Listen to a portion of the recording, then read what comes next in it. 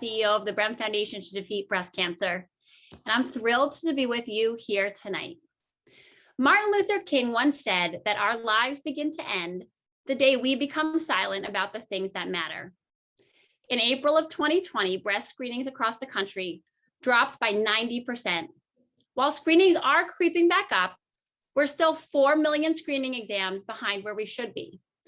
This will result in late diagnoses and, sadly, more deaths from breast cancer. Now is not the time to stay silent.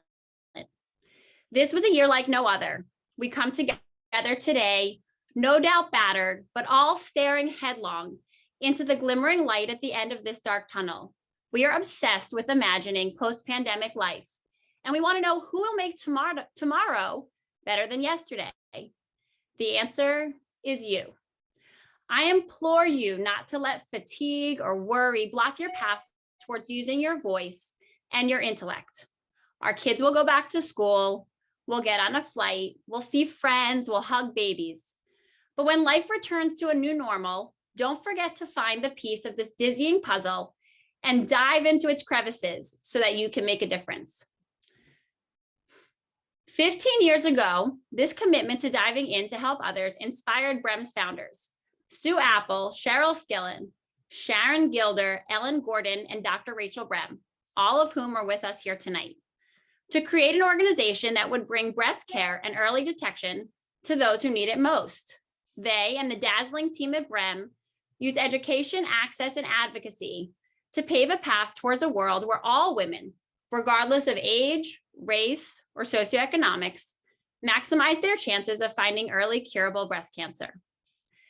The Brem Foundation is based in the DC area, but serves women across the country. Our education programs are based on the idea that breast cancer is a really well-marketed disease. Yet, with all that publicity, women still do not know what they need to get the care they deserve. That is why the foundation teaches women about their risk factors, their screening options. Oh, hold on one second. Their risk factors, their screening options, and how to self-advocate. There is no one size fits all when it comes to breast screening. And while many communities of women are diagnosed at the same rates, mortality rates are disparate. Black women die from breast cancer 40% more than their white counterparts. And Brem works actively across our programs to shine a light on this disparity and try to narrow that gap. That's why we offer access programs to women most in need.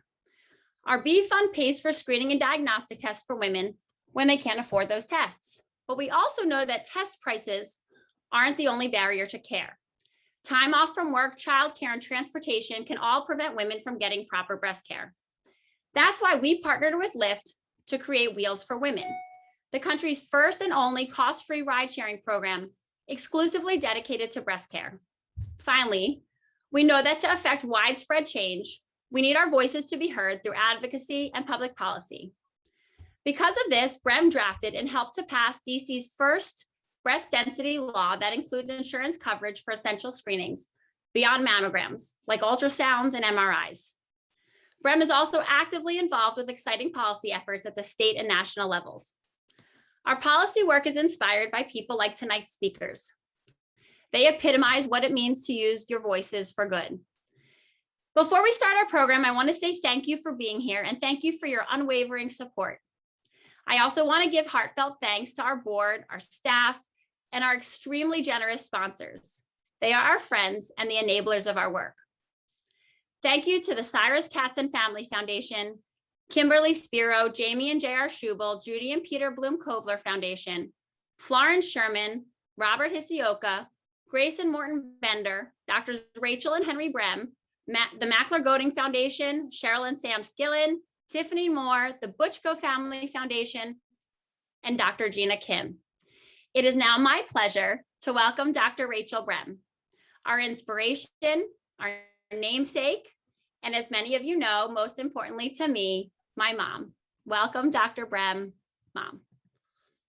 Thank you. The foundation means the world to me, and we can only be here today because of your generous support. I can't believe it's been 15 years, and we're indebted to our determined and tireless founders, Sue Apple, Cheryl Skillen, Sharon Gilder, and Ellen Gordon for creating and driving forward this impactful organization. 15 years ago, this foundation was created to respond to unmet needs, the need for caring for the underserved, for offering all women the latest technology, to focus on early detection of breast cancer so that survival following a diagnosis of breast cancer is not only possible, but achieved with less aggressive therapy and less invasive surgery. And finally, committing our resources to education, the education of all, women and men from all socioeconomic, cultural, and geographic areas about the importance of early detection. And a special thank you to our wonderful breast imaging fellows, past and present, who themselves have indeed spread around the country the continuing education in their communities about the critical importance of early detection. Tonight, it is my great pleasure to present a very special award to someone whose leadership and support in the cancer community has made far-reaching and extraordinarily impactful contributions. The BREM Impact Award is presented to someone whose commitment to early detection and leadership in the field has and will continue to have a lasting effect on screening rates and saved lives from breast cancer. Because of his lasting influence and incredible impact on the BREM Foundation's work, we are honored tonight to present the 2021 BREM Foundation Impact Award to Dr. Jay Katzen. Dr. Katzen has been a role model in his commitment to cancer research and the cancer community. Dr. Katzen is a renowned ophthalmologist and ophthalmic surgeon. He, along with his wife, Lynn, have an unwavering commitment to supporting cancer research, cancer care, and cancer outreach. In fact, the entire Katzen family has had a lifelong commitment to eliminating cancer. Dr. Katzen serves on the board of directors at the Katzen Cancer Research Center, which is focused on the development of innovative approaches to diagnosing and treating cancer. He is also on the Council of Advisors at the George Washington University School of Medicine and Health Sciences. Dr. Katzen, thank you for all you do and the Katzen family does, and for all the extraordinary accomplishments that can only happen with your unwavering support to the cancer community and ultimately, where it counts, for our patients. I'll start again. I'm very pleased and I'm honored to be with you this evening. Thank you so much for the introduction. I've known Rachel for many years. She's a brilliant, compassionate doctor and a great friend. My wife and daughter are her patients. I only wish that my mother, who died of metastatic breast cancer at a young age, had had access to Rachel years ago. As someone who's committed my life to providing health care and focusing my philanthropy on improving cancer outcomes through research and treatment, I couldn't be more proud to partner with such an innovative and effective organization as the BREM Foundation. Empowerment is great advice for women. Don't be afraid to ask your doctor questions. Trust your instincts. Be your own self-advocate. This is most important in saving lives. As by supporting the BREM Foundation, breast cancer's reach and devastation will be much diminished for future generations. The Foundation's vision is a reality that will benefit all of families and so many women who could not otherwise access the care they need and deserve. Thank you so much for inviting me to join this mission and for this special award. I'll treasure it always and look forward to working together for many years to come. Thank you so much, Dr. Katzen. We are honored and thrilled to have you on our team. It really makes a huge difference. Now it's my great pleasure to introduce Un Yang. Un is an incredible champion and friend of the BREM Foundation. Un Yang anchors News 4 Today, for which she has won several Emmy Awards. And personally, I'm honored to call her friend. Welcome, Un.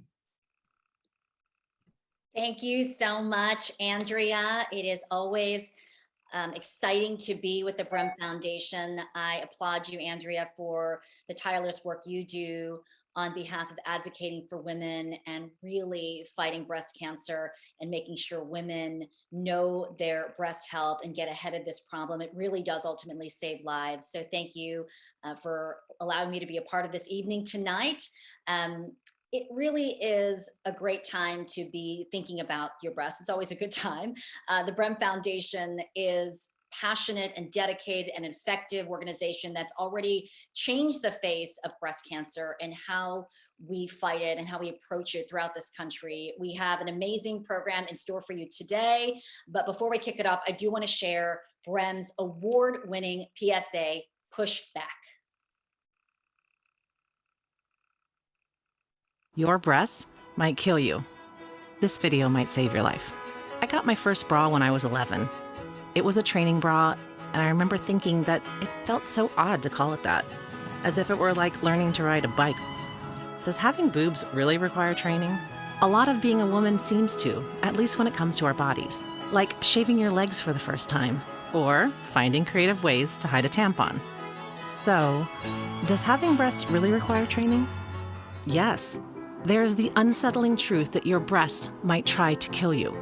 Actually, breast cancer can kill you, not your breasts. Your breasts are great. So, who's at risk for breast cancer? Every single woman is at risk, and a small number of men. You don't need a family history to be at risk. 75% of new breast cancer cases have no family history. You can be a good person and do all the right things, like never smoke, run every morning, eat celery on your lunch break, only drink in moderation, take in every stray animal, remember all your friends' birthdays without the help of Facebook, and still get breast cancer. That's because being a woman is the #1 risk factor for getting breast cancer. I know, this feels like losing some cosmic bad luck lottery. Well, the good news is that even though breast cancer may push us around, we can push back. Breast cancer can grow, which means at some point it's very small. If you find breast cancer early, you have a 95% chance of beating it. If you wait till it's full grown, your chances of beating it drop dramatically. That's why the best thing you can do to beat breast cancer is to find it early. How do you find it? You have to look for it. That means every woman get your mammogram every year starting at 40. Period. Regardless of all the mixed messages out there about when to get screened and how often. Every woman, every year, starting at 40. This is a good starting point because every woman is at risk, but some women are more at risk, which is why it's so important for you to know your personal risk factors like your family history, your genetics, your breast density. 40% of women have dense breasts. Not those kind, these kind. Dense breasts make it much more likely that you will get breast cancer. The tissue looks cloudy on a mammogram, making the cancer hiding inside harder to find, which is why women with dense breasts need extra screenings like an ultrasound. It's not just for babies. There is no one-size-fits-all for breast cancer screening, kind of like how there isn't just one kind of lipstick for every woman. You need a personalized approach. So do you know your risk factors? Are you high risk or average risk? I said this video could save your life. That's not really true either. It's just a video. Early detection can save your life. So right now is the time when you make an appointment. I'm not kidding. Do it right now. Yes, you. Write it down. Set a reminder. Hey Siri. Do a painting or tie a knot. Know your risks. Ask for personalized screening. Get your mammogram every year at 40 and share this video with someone you love.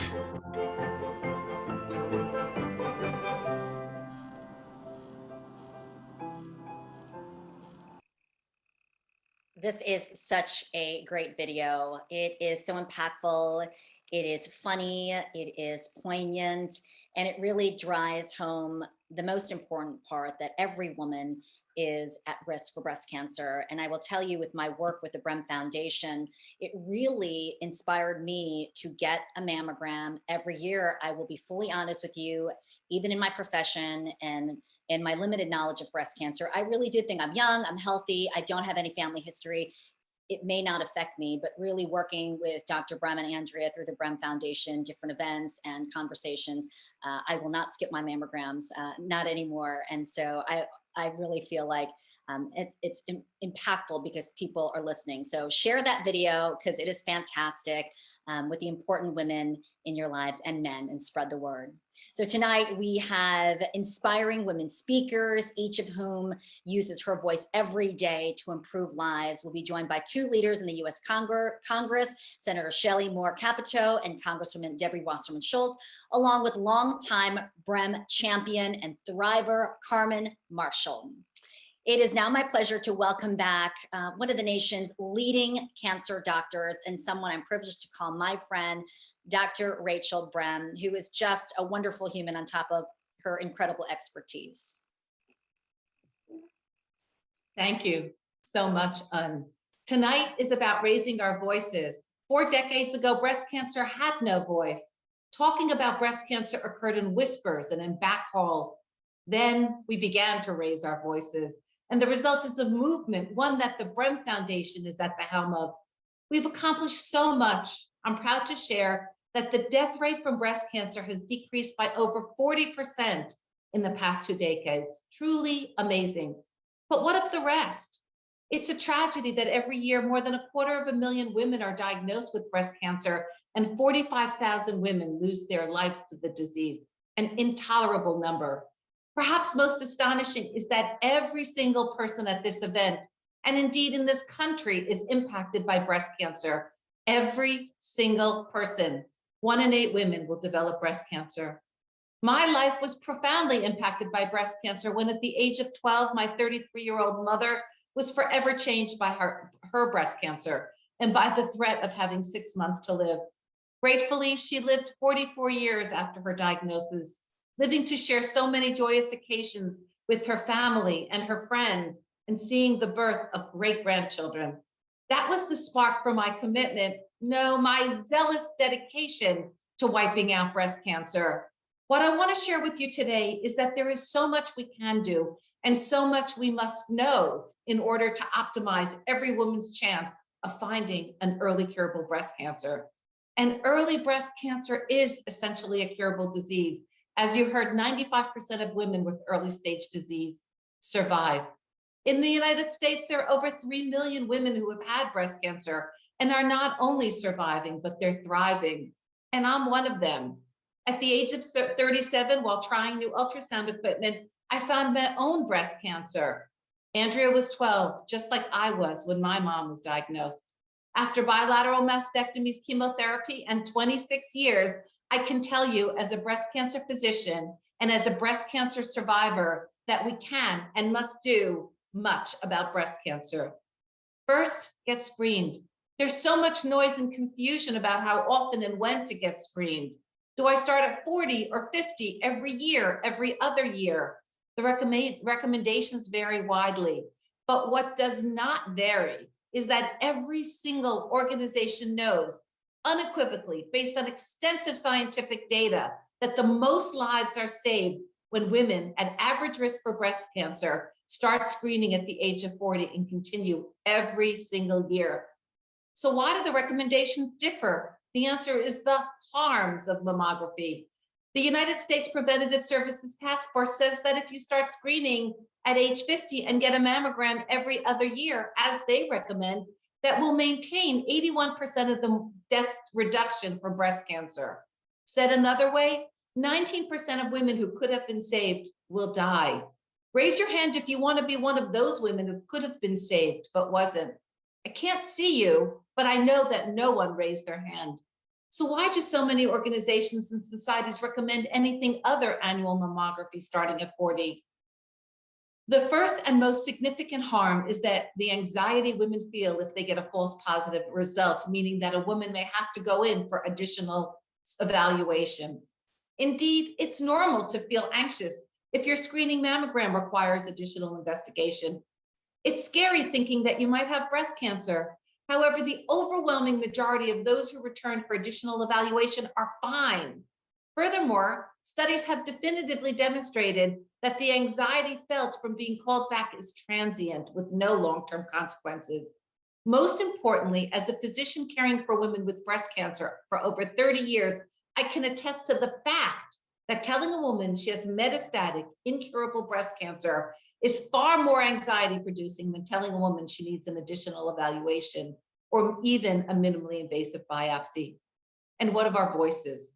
We are empowered, educated women, and we have the right to decide if we want to do all we can to save our lives by having annual mammography, not any organization.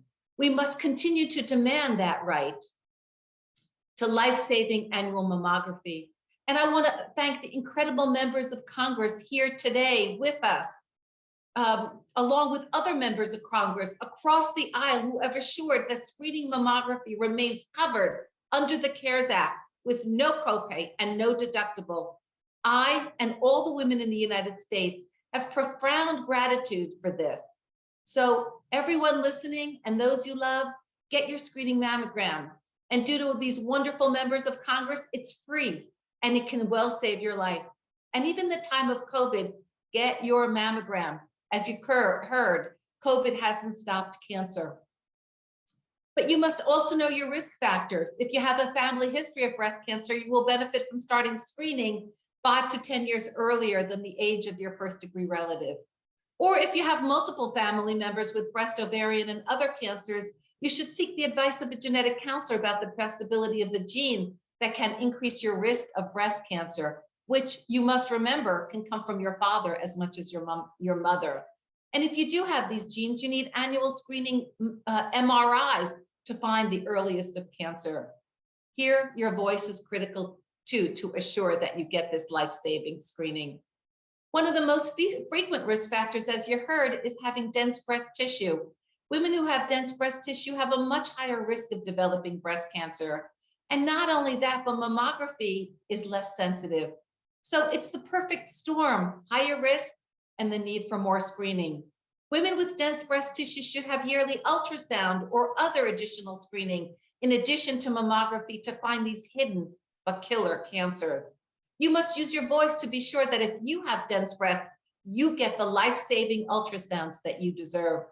I'm so proud that the Brem Foundation drafted the unanimously passed legislation in DC that requires women to be informed of their breast density, joining 36 other states that have breast density notification legislation.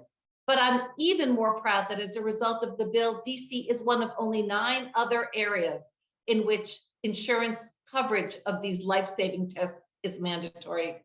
And I will close with one final thought, and it is paramount to using your voice.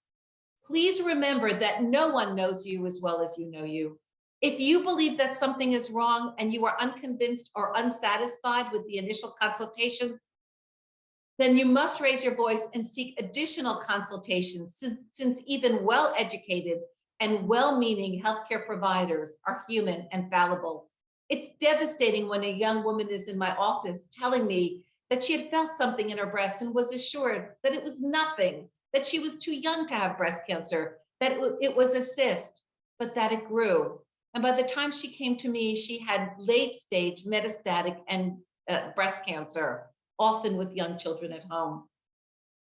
So advocate for yourself. It can save your life. And it's not uncommon for women to tell me they have lumpy, bumpy breasts, but I tell you and them that if you do your exam every month and something changes, you'll know it. Your voice is critical for your health and your well-being and for those you love. Learn more. There's so much more information about breast cancer, including on the Brem Foundation website. Information is power, power that may save your life. We are strong, empowered women, and we must advocate for ourselves, since that may save your life or the life of someone you love.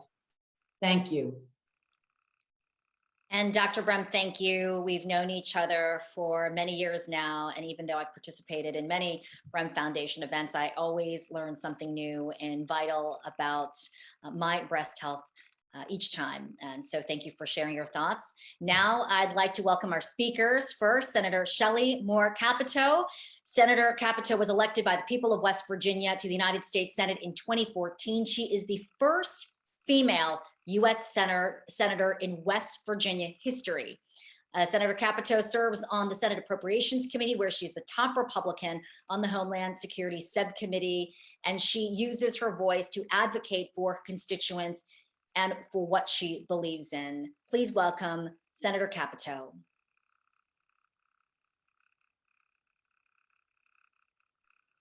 Good evening and welcome, and it's an honor to be here. It's an honor to be here with my friend Congresswoman Wasserman Schultz, and also to see and hear Dr. Brem, who is my doctor, and to hear her deep commitment. And I know it to be true, having been having had several checkups with her and know the thoroughness and the professionalness and just the wonderful. I don't think I knew of her own history with breast cancer. So I think that is a very compelling story to hear for all of us. I too have a story that doesn't touch me personally as much as it does my children, because my husband's mother died at a young age. She had diagnosis of breast cancer and then lived probably another till she was 50. And it was an excruciating, painful time for their family. I never had a mother-in-law. She died in 1974 before we were married in 1976. And we still miss her today. And I think if she'd had the availability of some of the treatments that we heard Dr. Brem describe and that many of you follow, we might have her here. Well, maybe not here with her today because she'd be probably 105, but we'd still have her with us. And so I want to play my part because I know how much it affects families at all different levels. I'll just talk a little bit about what's going on in Congress and what has gone on in terms of breast cancer. I think where we've really, and I think Debbie's on appropriations on the House side, I am on the Senate side, and certainly the $42.9 billion that we've put into the NIH, where the National Cancer Institute does a lot of the research and development that occurs on all different kinds of cancers, but certainly breast cancer being very, very critical to that.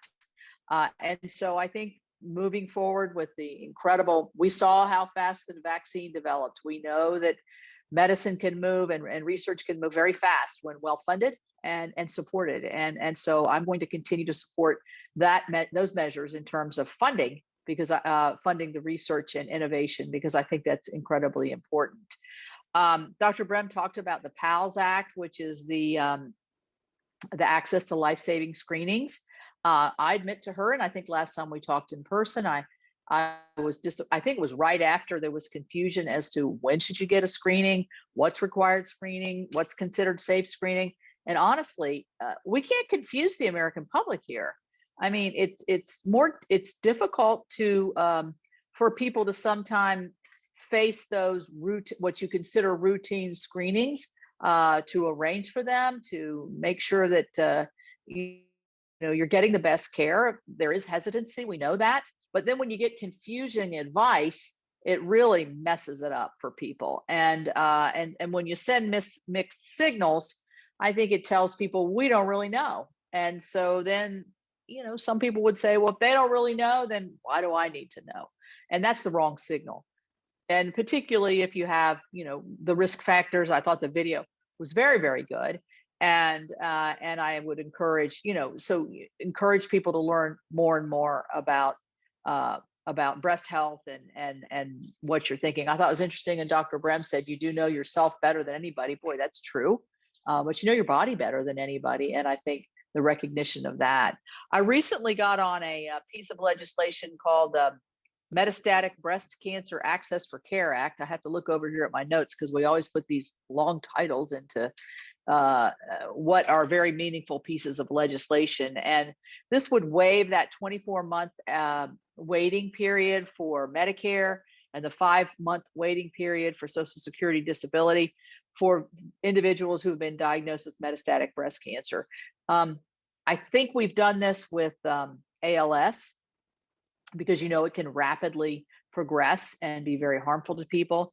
But we also know that metastatic breast cancer can be catastrophic, and not just to the person who has it, to the family finances. So to be able to access the benefits there in a much quicker and less bureaucratic fashion makes a lot of sense.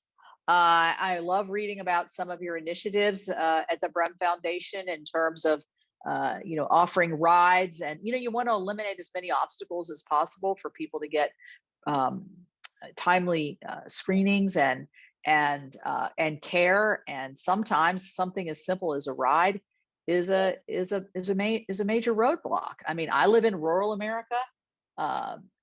This is a lot of times distance is a problem for us.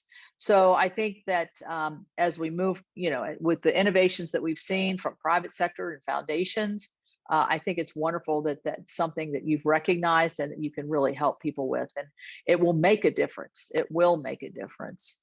And so, as I said, I'm very proud to be on here with my friend Debbie Wasserman Schultz. She's been a leader in this area. Debbie and I play on the congressional softball, women's softball team. We didn't play last year, but we play together. You'll be happy to know the Republicans and Democrats get on the same team. How about that novel concept? But this is really a brainchild of Debbie herself from her own personal experience, which I'm sure she's going to talk about. But part of what we do is raise money for the Young Survivors Network, which is a breast cancer nonprofit aimed at helping people at the younger age after diagnosis and how to move through the rest of your lives after this. So I'm pleased to be here. Happy to answer any questions. I understand we'll have some at the end, but thank you very much for what all of you do every day. Take care of yourselves, take care of your family, and make sure that you tell the men and women that serve you in the Congress or in the state locally where you see the gaps, where you see the loopholes, and how we can better serve you. I appreciate it. Thank you. Senator, thank you. Yeah, thank you, Ann. Appreciate your time. Uh-huh. Our next speaker is a longtime champion for women's health. Debbie Wasserman Schultz serves South Floridians, and she was first sworn into the U.S. House of Representatives in 2005. Congressman Wasserman Schultz believes there is no task too small and no goal too big. After announcing her own battle with breast cancer in 2009, Wasserman Schultz introduced the Early Act to increase breast cancer education and awareness, which is so critical. And then Wasserman Schultz also worked with Republican Congressman Renee Elmers to write and pass the PALS Act, which the senator and Dr. Brem talked about, which increases young women's access to mammograms. Please welcome Congressman Debbie Wasserman Schultz.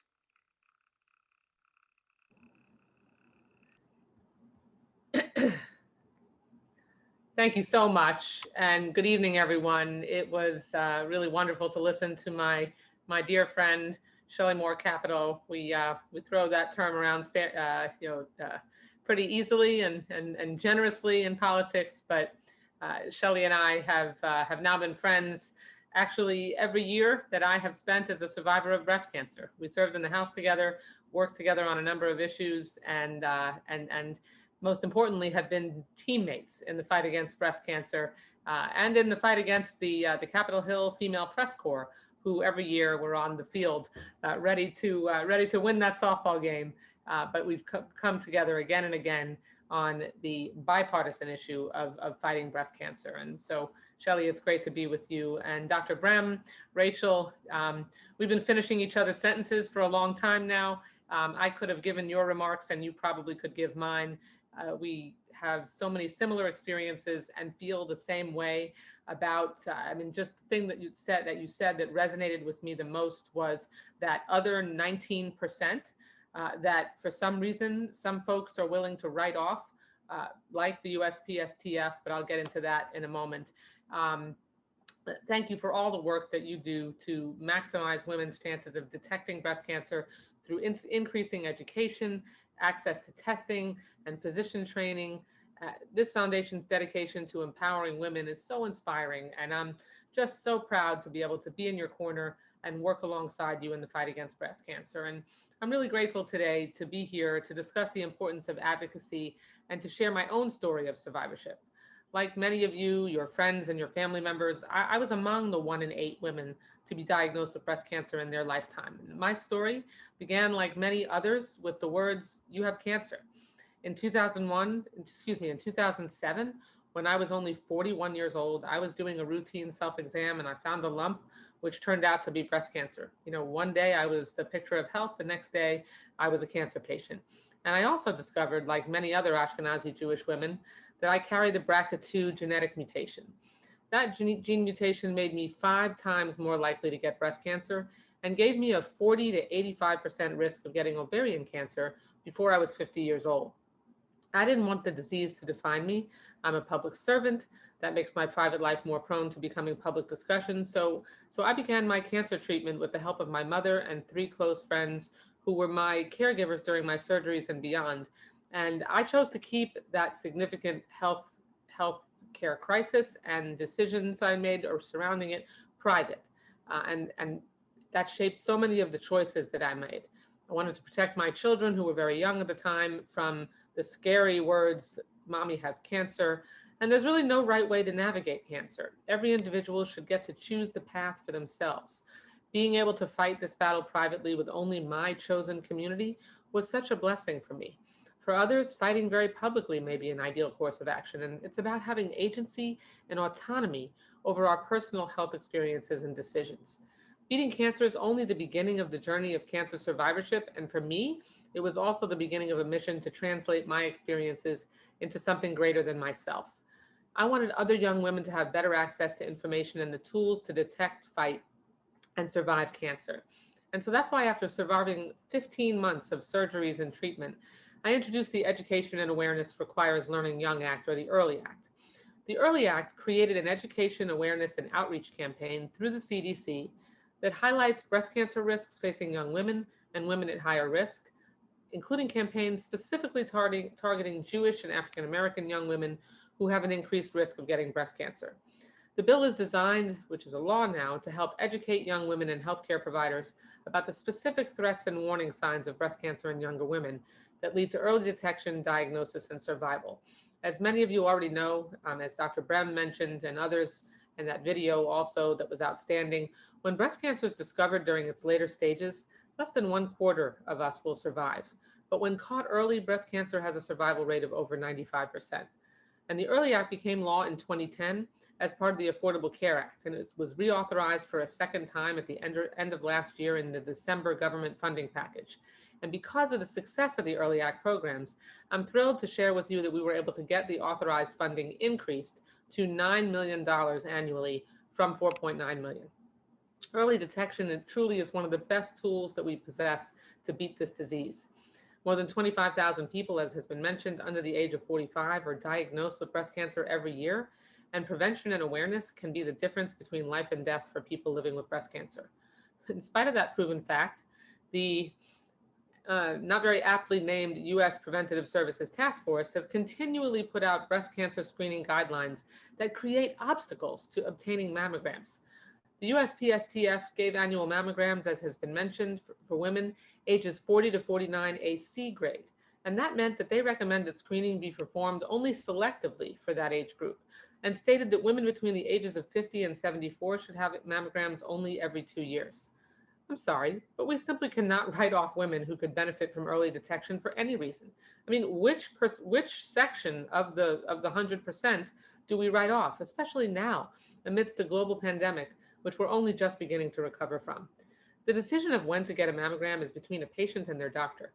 For this reason, I introduced and passed the Protecting Access to Life-Saving Screenings Act, or the PALS Act, bipartisan legislation which protects access to annual mammograms beginning at age 40 for the many millions of Americans who absolutely need to make sure they have access to it.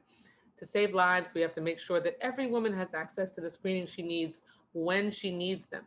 And every year in the appropriations process, just in case the bill doesn't move very far, I prioritize the inclusion of language that reflects my legislation and places a moratorium on the USPSTF's guidelines. I've been thrilled to have Shelley's support there on the Senate side as a fellow appropriator, so we can continue to ensure that breast cancer doesn't claim any more lives. The last year has provided a new and devastating challenge for us, though.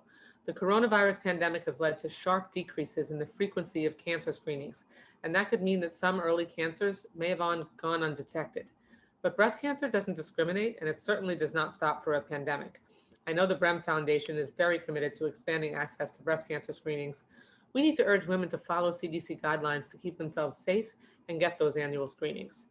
But whether you want to become, and this is where I want to close, whether you become involved in breast cancer advocacy from personal experience or the experiences of your family, friends, or neighbors, getting involved is really the first step. Your involvement turns into commitment and dedication and makes all of our voices so much stronger together. But you have to be prepared for letdowns, hit roadblocks, and face opposition, and that shouldn't stop you. Your tenacity has to shine through and really be center stage in your battle. That's how we overcome the obstacles that are thrown at us. We can never take no for an answer. With my EARLY Act, believe it or not, we faced opposition even before it was introduced. until it was signed into law. And today we've been able to increase funding in spite of that. With My PALS Act, every year we've been able to put a pause on the misguided recommendations from the USPSTF, and I'll continue to lead with my many women and some really good men colleagues to save women's lives with this initiative. And that's something I want to explain clearly. Just because a bill is introduced or it ultimately passes doesn't mean our work is done. We have to continue to advocate. We have to continue to learn, and we must come together and continue to build. Even if you aren't a member of Congress, you can still have such an unbelievable impact by sharing your stories, continuously promoting early detection, and supporting those whose journeys are only just beginning. Looking forward, it's clear that we have a long, hard road ahead to comprehensive healthcare for cancer patients and survivors, and COVID has only added more obstacles. But regardless of the circumstance, for me, the journey of survivorship means doing everything I can to champion the prevention, detection, and eradication of cancer. It means finding new and innovative ways to educate and empower patients and survivors before, during, and after diagnosis and treatment. And it means ensuring that education, prevention, detection, and treatment are available and accessible to all, regardless of race, sex, ethnicity, socioeconomic status, or age. This journey means combining my experiences as both a survivor and as a member of Congress to make real change that helps more Americans survive cancer and more survivors thrive. So thank you again so much for everything you do to educate the public and advocate for cancer patients, survivors, and our families. And I look forward to continuing our work together and to tag teaming with Shelley every step of the way. Thanks so much. Congresswoman, thank you. We appreciate your time. This next portion is going to be very interesting and exciting. We're going to bring all the panelists back for a short conversation about advancements in healthcare. So Dr. Brem, Senator Capito, and Congresswoman Wasserman Schultz. I'm going to ask you 3 questions, and I would like for each of you to answer the question, and in that order: Dr. Brem, Senator Capito, Congresswoman Wasserman Schultz. Okay, the first one: if you could have your dream bill addressing breast cancer, what would it be? What would it do? Dr. Brem? Okay, great. Sorry. It would be sufficient funding for research, access, equal access, not to care, but to excellent care for all, and to focus on resources to break down the difference in healthcare disparity that we see in our country. All right, Senator.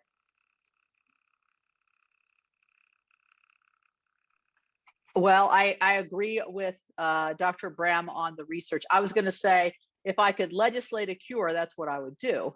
And so that would be my dream bill. One of the things I would look at is in terms of access that I think is exceedingly important is rural. You know, we see Bonnie's Bus and other things developing to try to get the diagnostics to rural America. So I think more emphasis on that, I think, would be part of what I would consider a dream, because I think that's a challenge. Congresswoman? Ditto on legislating a cure and what Dr. Brem said. I would just add that because thankfully we do detect breast cancer earlier for so many women now, and thus we're all living, as many of us are living much longer as survivors, Dr. Brem and I being 2 examples of that. We really need long-term survivorship infrastructure. I'm going to be introducing legislation that I've worked on now for years that really looks at all of the facets of survivorship and trying to make sure that we can have a service infrastructure to care for a survivor through all the stages of that life, and make sure that they can survive and thrive. You know, so many of us live with every single day, you know, waiting for the other shoe to drop, no matter how confident you are that you've done all you can to prevent a recurrence. But so making sure that we can take care of survivors throughout the balance of their lives, I think is really, for me, the next important step. Yes, and the Brem Foundation also talks about how breast cancer impacts not just the patient, but the families and loved ones and communities around that person. All right, so the next question: what do you think will be the 3 biggest challenges, give or take, in healthcare or healthcare policy in the next decade? Tough question. Before I go to that, I just want to say what I would really like our legislators to do is to put me out of business and find a cure. So if you can do that, that would be awesome. So I think the three biggest challenges or changes that we're going to see is genomic care. We are going to see directed therapies for different cancers. Instead of throwing poisons at cancers, we are going to be using the incredible results of the extensive research that's being done on genomic medicine. I think telemedicine is going to be a huge change. And COVID, one of the positive outcomes of COVID is the rapid introduction of telemedicine, like would not have been possible without that. And finally, I think artificial intelligence for optimal care is really going to change the landscape of medicine. And I'm excited to see what that looks like. Thank you. Senator Capito. You're on mute. Yes. My answers were quite similar. Telehealth for certain. We will see a big change in that in all aspects of medicine, not just breast health and breast care. I think that the personalized medicine that I see being innovated at NIH is fascinating. It's wonderful to see the precision and some of the successes that they've had. I think had some success in the lung cancer area and other areas. So I think this bodes well. One of the things I think is a bad harbinger of the next 10 years is I don't see the cost of healthcare coming down. We never really addressed that. We address reimbursements, we address all of this, but we never really get to how are we going to contain costs so that we talk about people that can't afford, can't get there, can't proceed, and a lot of it has to do with the high cost. So I think you'll see in the next 10 years some transparency in pricing in healthcare. How much does it cost to have a mastectomy in Charleston, West Virginia at CAMC compared to Huntington or something like that? This is coming, and I think it's coming because I think the public are demanding it. Nobody knows, really what you're paying for sometimes and how much it costs. So I'm really concerned about the high costs we see in the next 10 years. We know it's going to continue to rise.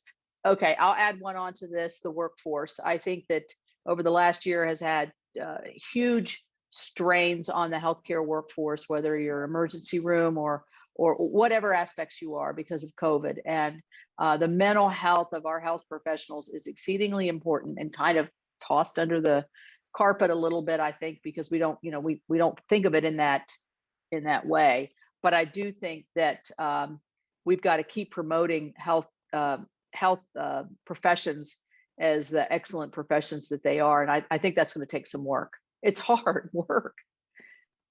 Certainly is. And Congresswoman Wasserman Schultz. So to just wrap up, because we really are, so much in sync, I was also going to say telehealth, innovation, and integrated care, and the absolute necessity for us to be supportive of healthcare workers and make sure that that we can keep them. I'm worried that the long-term likelihood of healthcare workers staying in their profession without making sure that we're supportive of them and that they have everything they need to be able to show up to work every day and do the best job and be prepared and have the top-notch education that they need and long-term education. They could go the way of teachers, where we have so many teachers leaving the teaching profession because they're not feeling supported. But the one thing that I would add that has not been mentioned is that the high cost of prescription drugs must be addressed. And so we have so many new drugs coming on the market for cancer patients. And if we don't make sure over the long term that they are affordable, then we are going to have discriminatory outcomes like we do now in terms of who survives and who dies. Thank you very much. I had one more question, but I think all three of you did such an excellent job answering not only the changes in healthcare that are coming, but some of the biggest challenges you all mentioned. We can wrap up our lightning round there. Thank you all for your insights that you shared, and of course, your personal commitment to finding a cure, and especially with early detection. Important questions as the world navigates the pandemic right now that we're still facing, and that women continue to take care of themselves and their health. All right, now I want to welcome a really special friend of the Brehm Foundation, Carmen Brown Marshall.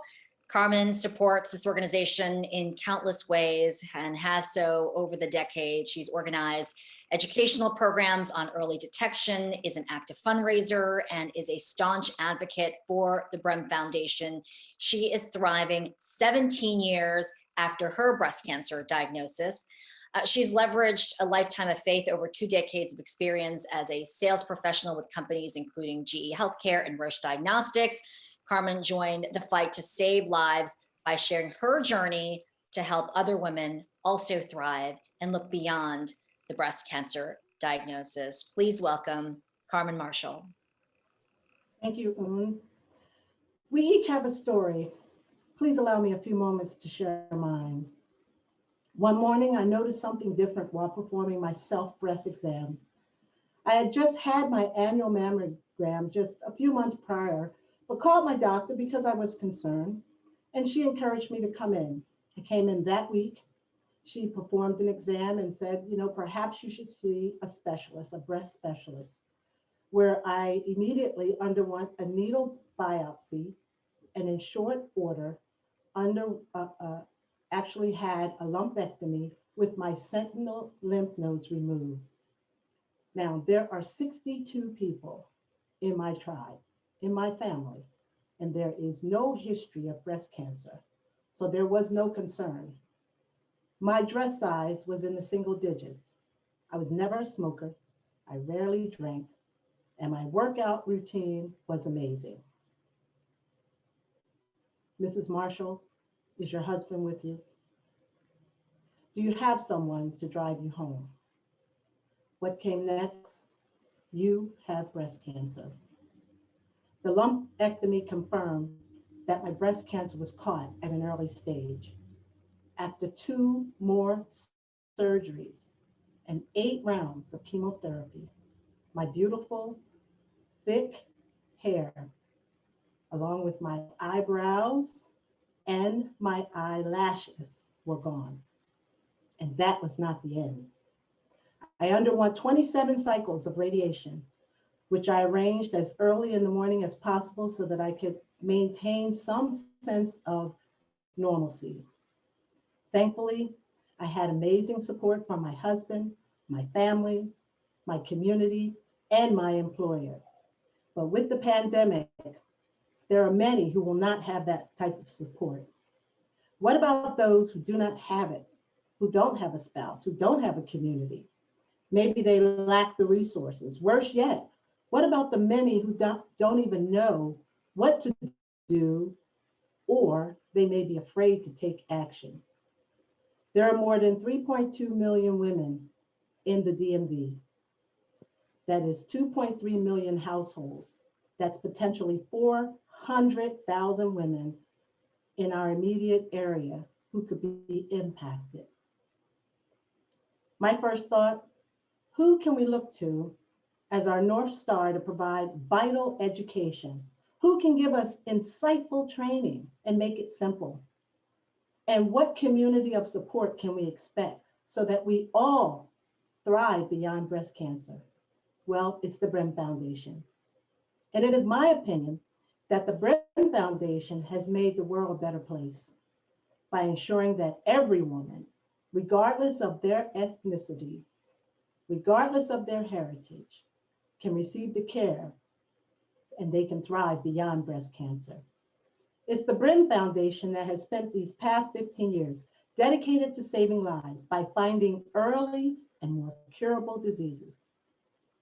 Without the Brehm Foundation, thousands of women would not have gotten the care they need and the care that they deserve.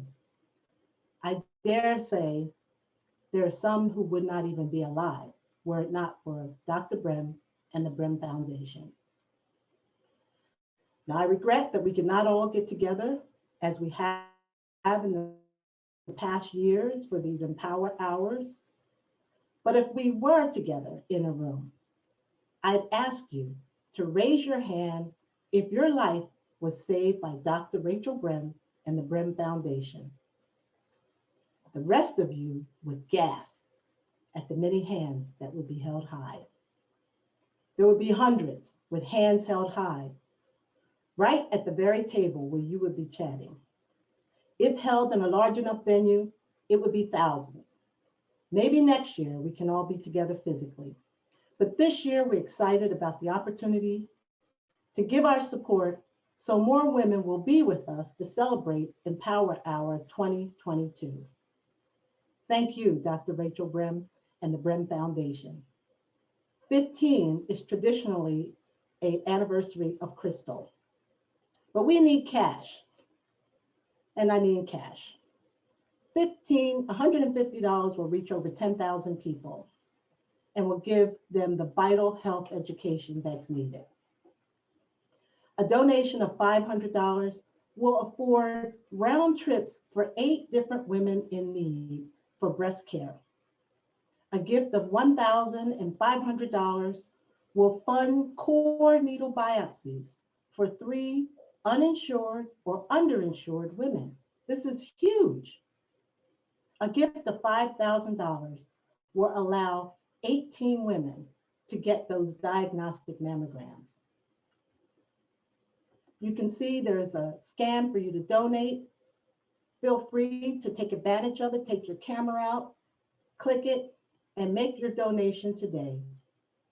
So I have my drink here, and I'm going to toast and say thank you, Dr. Rachel Brehm and the Brehm Foundation. Here's to 15 years and many more.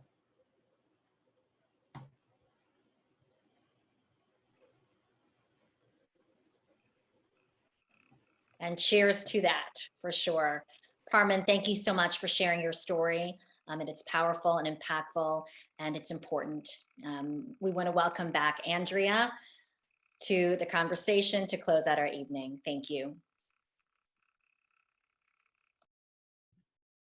Thank you so much, Carmen. Thank you to all of our illustrious and powerful speakers. I know I was inspired tonight, and I hope all of you were too. I also know that time is our most precious resource, and I'm so grateful that you spent yours with us. As Carmen so eloquently said, every dollar that you give tonight goes towards saving lives. I couldn't be more grateful to all of you, and I wish you a healthy and wonderful evening and a wonderful year. Thank you all so much for your support. Be well.